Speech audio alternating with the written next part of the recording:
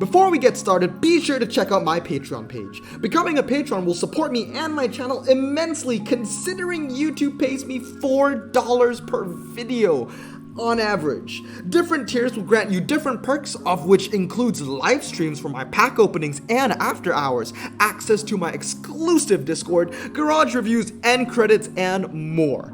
All the info is listed on my Patreon page, and it would genuinely mean the world to me if you checked it out. Now, on to the video. Yo guys, what is going on? Blossom is back and welcome back to another episode of Top Drive. Today we're going to begin the end of one of the best series on my channel, according to you guys, and that is the top 3 best and the top 3 worst of each RQ. In this series, we've done uncommon, rare, super rare, ultra rare, and epic, and of course, we're gonna end off with legendaries. Now, I have to say that this is going to be strictly my opinion. Out of every rarity I've done, I would say that the legendary is definitely going to be to the definition of the sentence strictly my opinion. That is because I only have 64 non-prize legendaries, and of course we're not going to be counting prize cards in this series. I might do a different series for prize cards, but for this we're going to do cards that everyone can unpack at any time. Okay, so I only have 64, and obviously there are 205 in total in the game, and out of my 64, it's not 64 unique, because I have duplicates of like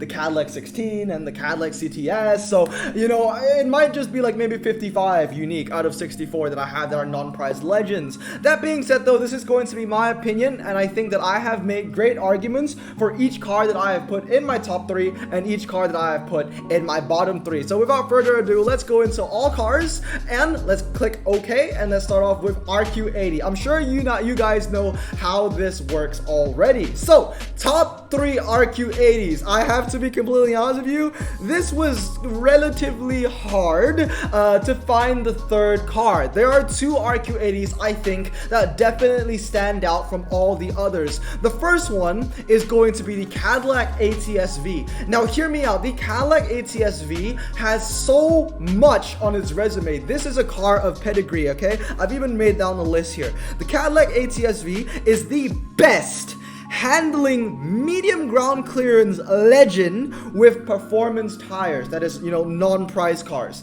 That is insane. So every medium ground clearance performance tire legendary that's in top drives, the Cadillac ATS-V has the best handling. Nothing beats 88. Nothing even ties with 88. I think in second place is 86 handling on the RQ90 Porsche Panamera Turbo. So that is huge pedigree. But not only that, it is the best non-prize medium ground clearance American car, and it out-handles several low ground clearance legends, which is absolutely insane. I mean, usually when you associate a car with medium ground clearance, they're gonna cut the handling a bit, but 88 medium ground clearance on the ATS-V, I mean, that's 5 more handling than the Diablo VT. That's the same handling as the Vantage, which is low, and it has more handling than the Bentley. So the Cadillac ATS-V, in my opinion, needs no introduction. It is one of the best RQ80s in the game. I was super close to getting 2 because that was the owner's challenge prize for the Porsche GT1 road car, but I couldn't finish the challenge. I wasn't even close. Now, the other car, which I would say needs no introduction for one of the best cars in my RQ80 range, is going to be the Opel Kadett Rally.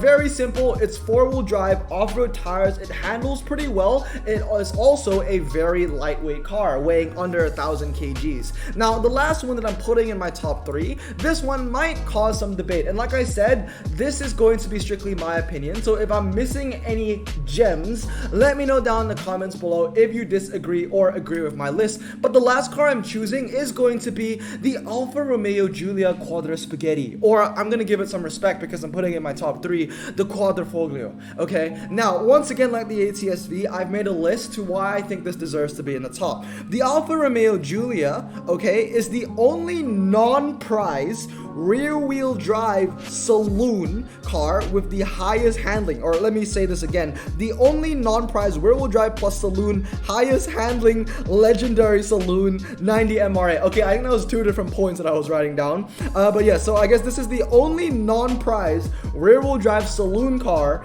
in the game that has performance tires, and this is also the highest handling legendary saloon car in the game. And then on top of that, it has 90 MRA. So there is a lot going for the Giulia Quadrifoglio. The 0 to 60 isn't, the greatest, but it's not horrible. The top speed is high, which contributes and works well with the 90 MRA, and the handling is really good. And on top of that, it's a saloon, so it's one of the best cars in its niche. Now, let's talk about the bottom. I mean, honestly, when it comes to the bottom of the RQ80s, take your pick. There's so many bad ones here, from Bentleys to Lambos to Range Rovers to Mercedeses. There are a lot of hot garbage in the RQ80 range, but this is going to be my top 3 on what I think are the worst RQ80s, the worst of the worst. These are the ones where I can probably name you 15 epics that are able to beat these legendaries. So the first one on my list is going to go to the Lamborghini Gallardo Spider first generations. Congratulations, you're shit. High top speed, but it's never going to hit it because it has no MRA. To put it into comparison, this has 80 MRA, which is 10 MRA less than the Alpha, which is a saloon. This is a roadster with a V10 in the rear, and it can't even muster a better MRA stat than the saloon, which is really sad, to be honest. The 0 to 60 worse than the Alfa Romeo, the handling worse than the Alfa Romeo. This is a car which is just all-round trash, and I think that it's only a legendary because it's four-wheel drive. Hutch likes to do that. They like to, inflate the RQ for every four-wheel drive car. Overrate, that's the word I was looking for. So alongside the Lamborghini Gallardo Spider, who's gonna join it at the bottom pile? And that is gonna go to the BMW M850i xDrive convertible. It has a very low 0 to 60. I'll give it that. But once again, this is another car that is overrated by its drivetrain. It has 83 handling, and it has basically ultra rare top speed. 155 is nothing special. That is kind of what you expect from an ultra rare. I honestly expect better handling from an ultra rare. 83 is completely atrocious. In fact, there are probably there are rares. There are rares that have better handling than the M850i, like the Opel GT. So this is actually incredibly sad. Alongside this, the BMW also has 80 MRA, which is just depressing. So alongside the BMW and the Lamborghini Gallardo Spider is going to be the Lamborghini Diablo VT. Now, once again, this has a 0 to 60 and a handling of like a low-end ultra rare. The four-wheel drive is overrating the car, and the only thing that the Diablo VT has to it is a high top speed and a decent MRA. To be fair, this does have decent MRA, but the main problem is to really get some form of value out of the Diablo VT, you would have to max it, and you would have to max it 996, and even then, it will only get you value on the test bowl and a 1 mile. To be completely honest with you, that ain't stonks, bro. That ain't stonks, and there are a bunch of cars that are going to be able to beat it, namely the Cadillac CTS-V. This isn't even a good legendary, but it will beat the Diablo VT on the quarter, half mile, and 1 mile. The only way the Diablo VT beats that Cadillac, which I say again isn't even a good legendary, is going to be the test bowl. So that's my bottom 3, the worst of the worst, the cars that make me go sacre bleu. Alright, so moving on to RQ81, let me talk about my top 3 RQ81s. The first one is going to be the Dodge Viper SRT10 ACR. This is, in my opinion, one of the best all-rounders. It has high handling and high MRA and a decent 0 to 60. Like I said, it's not the best 0 to 60 in the world. 3.6 is kind of, average. It's what I would expect from an RQ8081. The handling is fantastic. It will go over 100, which is, to be completely honest with you, not a lot of low-end legendaries are even able to hit 100 handling. I mean, when you think about it, the Astons are not going to hit it, besides the V12. We'll get to that later. The Bentleys are definitely not going to hit it. This Porsche isn't able to hit it. No car here is able to hit 100 or even over 100 besides the Viper. It manages to do that. And not only is it able to hit over 100 and it handles better than the Ariels, it also has really good MRA. 96 MRA is no joke. Obviously, the top speed isn't incredibly high. If this was like 200 miles per hour, that would be fantastic. But of course, the Dodge Viper SRT10 is meant to be a track car, and I think it is every definition of the word track car. car. Fantastic machine. Not to mention that it is relatively lightweight as well. So joining the Viper in the top 3 is going to be the TVR Typhoon, or Typhoon. I think it's Typhoon. I'm a huge fan of the TVR Typhoon. It is an incredibly lightweight legendary. I feel like a lot of people really forget how lightweight the TVR actually is. It's only 1,100 kgs. It has an MRA of 100, and it has the top speed to back it up. Not only that, it does have a low 0 to 60. 3.5, like I said, 3.6 is okay. 3.7 is okay. 3.5, that's where it gets pretty impressive. The handling isn't very good, but that doesn't really matter. This car knows it's a drag car, and it honors that. The handling doesn't matter when it comes to a drag specialist, and the TVR Typhoon is really fantastic.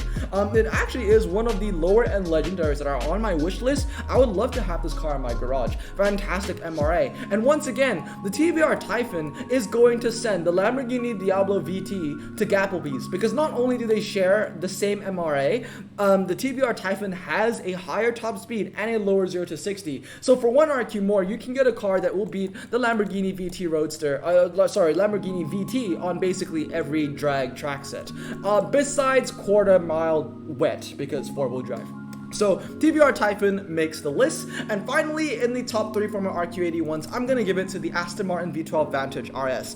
Where the Dodge Viper ACR lacks in, the V12 Vantage picks up in, and where the V12 Vantage lacks in, the Dodge Viper picks up in. They kind of go, hand in hand together. The Aston Martin V12 Vantage has the same 0 to 60, and they have similar MRA to the Viper, 90, 91, 3.6, 3.6. But like I said, the Viper is a track car. It doesn't have that 200-mile top speed. Well, this is where the Vantage come in. The Vantage has that 200-mile-per-hour top speed, and it has a relatively decent MRA. It has 89 MRA, so not as good as the Viper. The Viper is most likely going to beat the Aston on the half mile and the quarter mile, but when it comes to the 1 mile and the testable, the V12 Vantage is going to take the cake. Alongside that, it's also a really competent twisty car, because once again, it's one of the few low-end legendaries that is able to hit 100 handling. So you would probably think that the V12 Vantage is most likely going to beat a lot of the lower end legendaries, even in a twisty setting, but it is able to hold its own in the fast because of that 89 MRA and high top speed. So it is, I would say,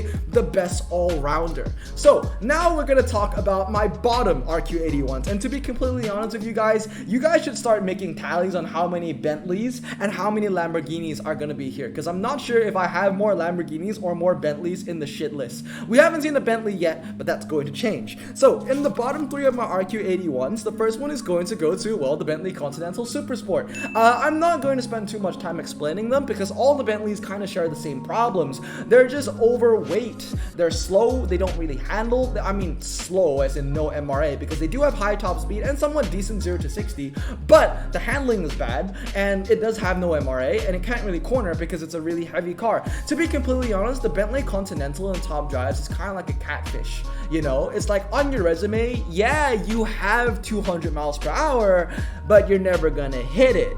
Yeah, you have a handling, I mean, some Bentleys maybe have a handling of 86, 87, but you corner like an overweight Panda because you weigh over 2 tons. You see what I mean? For every positive you think the Bentley has, it has a negative to drag it down. So that's gonna be the problem for all of the Bentleys on this list. Anyway, alongside the Bentley Continental Supersport is going to be the Bentley Flying Spur. The Bentley Flying Spur, where is the Bentley Flying Spur? It's basically a worse, oh sorry, I'm looking at the wrong RQ. Joining the Bentley Continental Supersport is the Diablo 6.0. There it is. The Flying Spur, we'll get to that in a bit. The Diablo 6.0. Now this is a car where you think, oh, it's a Diablo, so it probably has MRA, right? Well, according to the Top Drives clubs, it has 79 MRA. 79 MRA, no 0 to 60, like I said, it's pretty, mediocre. It's not bad, it's not good, and the handling is horrendous. Top speed is high, but it's never gonna hit it with that MRA. To be completely honest with you, the Diablo 6.0 is just about as bad, if not worse, than the VT. At least for the VT, you can say, oh, it's a one-track wonder, it's a testable car. But for the Lamborghini Diablo 6.0, you can't really give it a pedigree to anything. It really and truly is useless in everything. So the Diablo joins the Bentley in my bottom 3, and last but not least is going to be the Roof SCR 4.2. Now, the problem with the Roof SCR 4.2 is basically it's just a worse version of the TVR Typhoon, right? The MRA is good, but but not as good as the TVR Typhon. The top speed is good, but not as good as the TVR Typhon. The 0 to 60 is weak. The handling is good, but not as good as, well, the 911 GT2 or the SRT10 ACR or even the Aston Martin V12 Vantage RS. So because of that, once again, the SCR is a bit of an all-rounder, but it's a bad all-rounder, so it's not going to win you anything. So let's move on to RQ82. RQ82, we're going to start off with the Lancia Delta HF. This makes one of the best RQ82s for a very simple reason. Four-wheel drive off-road tires, medium ground clearance, decent MRA, and good handling. I mean, it's honestly really sad that this four-wheel drive off-roader handles better than the Diablos. And this is even medium. So, you know, the Diablos are just, you know, incredibly sad in my opinion. Alongside the Delta HF Integrale 16V is going to be the Aston Martin DBS Superleggera Volante. Now, why did I choose the DBS Superleggera Volante? Because you can argue that the Lotus Evora GTE road car is a fantastic machine. It is fantastic. But here's the thing, 3890-190, once again, 3890-211. So both of them have the same 0 to 60, they handle the same, but the DBS Superleggera just edges the Lotus on top speed and MRA. The Lotus has fantastic MRA, but the Aston Martin DBS Superleggera kind of just one-ups it, you know? It has 105 MRA and a higher top speed.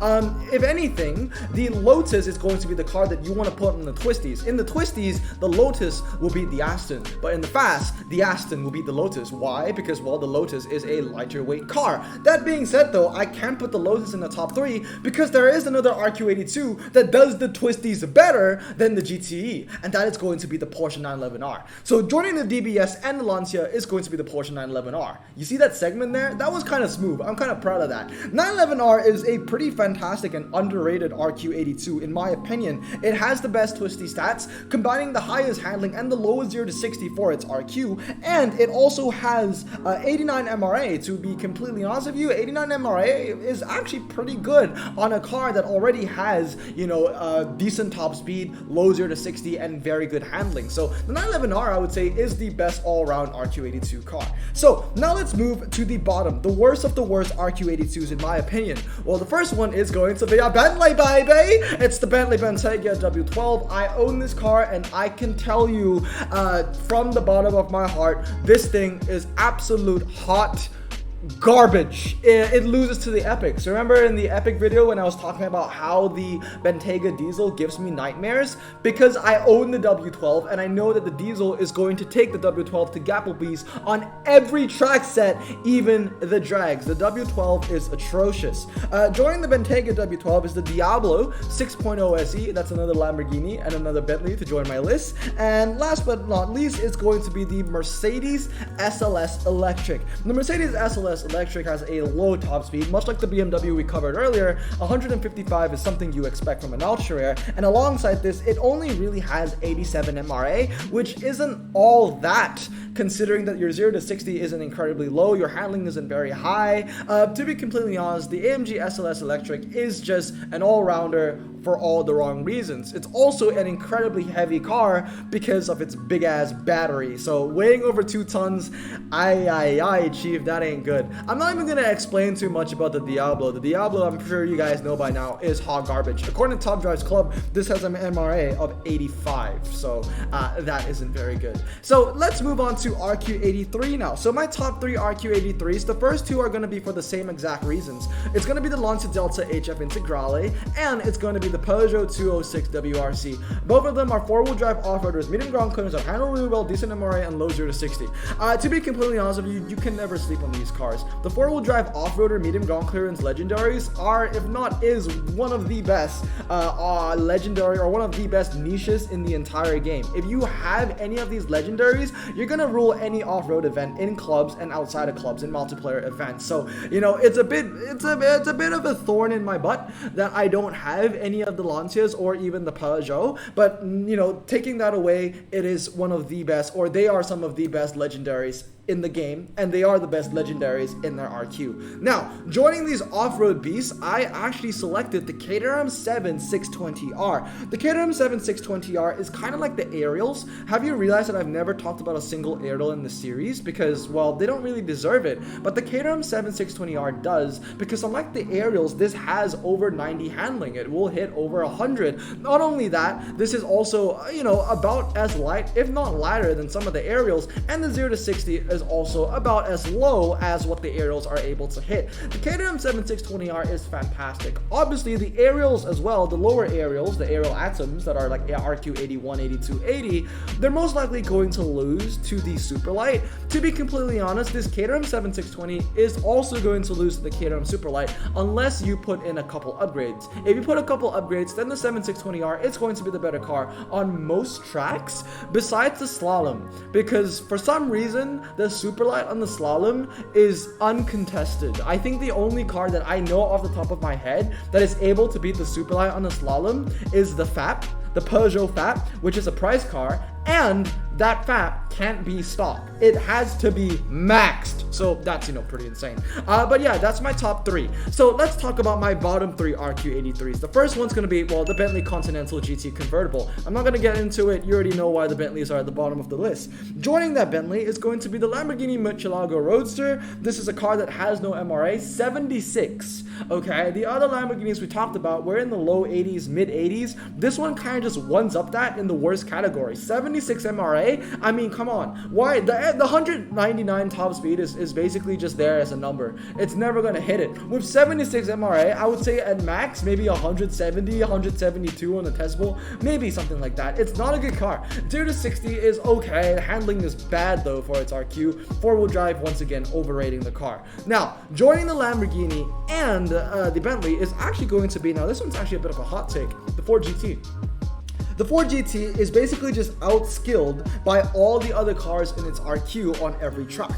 When you think about it, if it comes, I mean, this car is a bit of an all-rounder, but once again, in all the wrong sense. The MRA is actually decent. 0 to 60 is actually low. Handling's not bad, and the top speed is high. The problem is, you can basically name any car in RQ83 that's going to beat it in any track. Let's say Testbowl. Okay, well, Testbowl, the Koenigsegg CC8 is going to beat it. Let's say quarter mile. Let's say 1 mile. Once again, the Koenigsegg CC8S is going to beat it. And if you wanted to put this car on the twisty track set, then the Dodge SRT Viper is going to beat it, or the Caterham 7 620R is going to beat it. So I really couldn't find a track set where the Ford GT was going to stand out and shine. So unfortunately, the Ford GT is going to be in my bottom 3 list. So let's move on to RQ84. So my top 3 RQ84s, the first one is going to be the BMW 640i X-Drive. This car needs absolutely no introduction. This is the best standard tire car in the game. And this is also my legendary number 99 that none of you guys ever saw. I have this legendary. I got it from a ceramic pack that I was unrecorded, and I actually never even showed it in a video.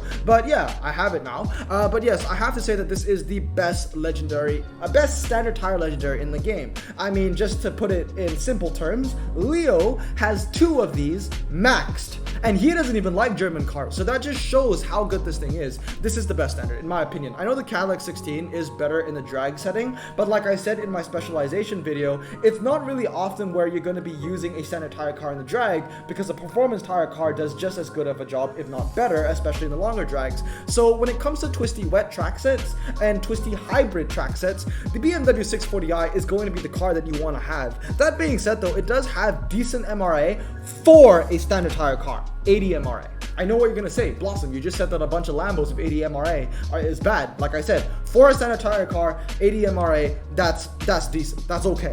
So joining the BMW in the top 3 list is going to be, all right, there you go, Aerial Atom 4. The Aerial Atom 4 is, you know, I would say the GE version of a Superlight.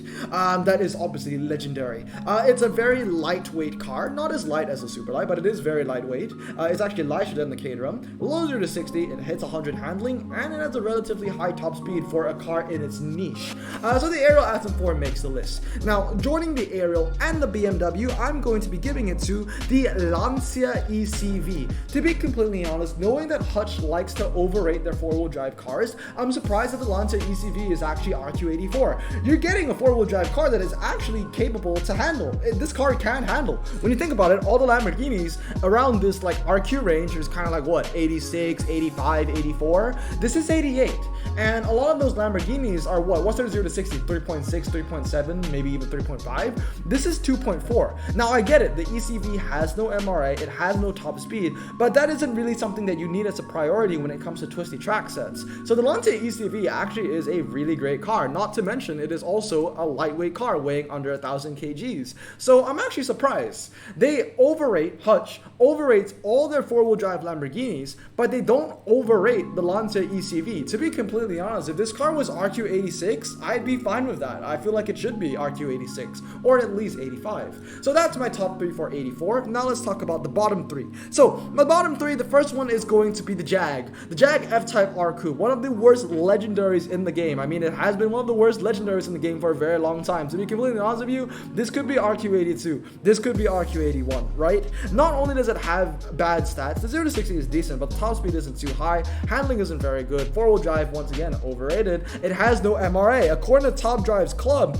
this Jag only has 72.95 MRA. That is actually really depressing. Now, for those of you who are newer to the channel and the game that don't know what MRA means, it is basically mid-range acceleration, which is how fast a car goes from 60 to 100. So joining the Jaguar F-Type, well, they're going to be the Bentleys. Yay! It's the Bentley Continental GT and the Bentley Continental GT V8. The Continental GT has 78 MRA and the Continental GT V8 had 76 MRA. Not to mention that both of them are incredibly heavy, don't handle yada yada yada. They're Bentleys, you get it. So now let's move on to RQ85. So RQ85s, these are the top 3. The first one is going to be the 911 GT3. The 911 GT3, in my opinion, is kind of like the best all-rounder, you know, kind of like the RQ82 one that we talked about earlier. It just has the best combination of the lowest 0 to 60 and the highest handling. It also has a very respectable top speed and respectable MRA because the Porsche 911 GT3 has 92 MRA. This car is actually pretty damn good, and I really want this. I actually want this car. It's been around since Porsche has been added, and I just haven't had the chance to get it. Not only that, it has the driver's choice tag and is relatively lightweight. Joining the Porsche 911 GT3 is going to be the great exhibition duo of the Jaguar XJ220 STWR and the Aston Martin DBS Superleggera. Now, I was trying to not put the DBS Superleggera on the list for my top 3 85s because the main problem is when you tell someone that you love a car, they're going to immediately think, when that person that says that he loved the car, in my situation, me saying I love the Superleggera, I feel like a lot of people think that I'm biased when I say that the DBS Superleggera is fantastic. But to be completely honest with you, the DBS Superleggera is fantastic, and it is one of the best RQ85s in the game. So let me explain myself. Now, everyone can agree that the Jaguar XJ220 STWR is an MRA monster, right?